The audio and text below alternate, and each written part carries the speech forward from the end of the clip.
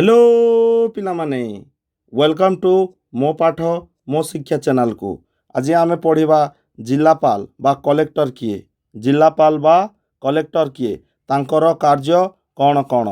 जिला प्रशासन किपरि चली थाए जिला प्रशासन किपरि चली थाए एवं जिलापालंकु राज्य सरकार कौन पाई तार चक्षु कर्ण नासा कही थाए से सब आम बुझा एवं जिलापालंक विभिन्न कार्यावली कौन कौन से सब आम यही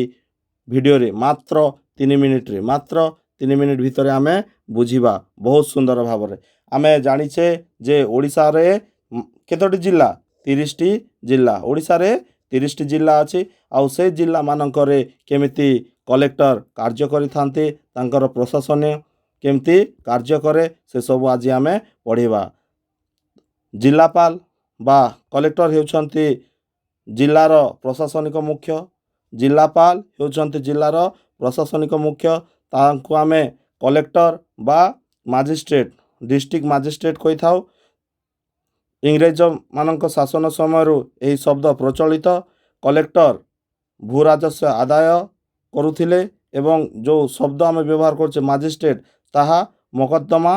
बा जो केस से सबू विचार करुथिले ठीक अच्छे आओ आमे सेतिपाई जिलापालंकु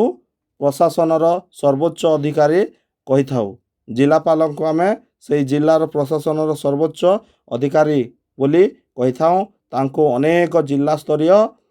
अन्य अधिकारी माने तांको सहाय्य करि थांती जेमती कौन सब कलेक्टर तहसीलदार अन्य सबू जिला स्तरीय अधिकारी माने जिलापाल जमिति आम कही था आईएएस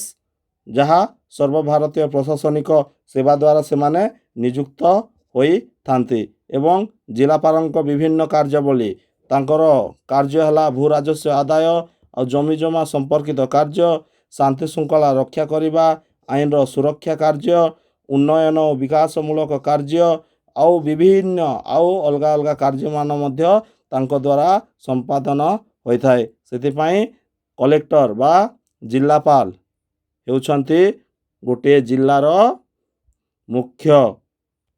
प्रशासनिक अधिकारी ठीक अच्छे जदि एमती एमती भल भल वीडियो पाइबा हेले यही चैनल को सब्सक्राइब कर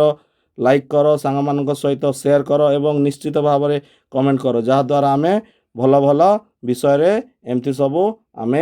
वीडियो बनैबू ठीक अच्छे चैनल को सब्सक्राइब कर लाइक कर शेयर कर कमेंट कर।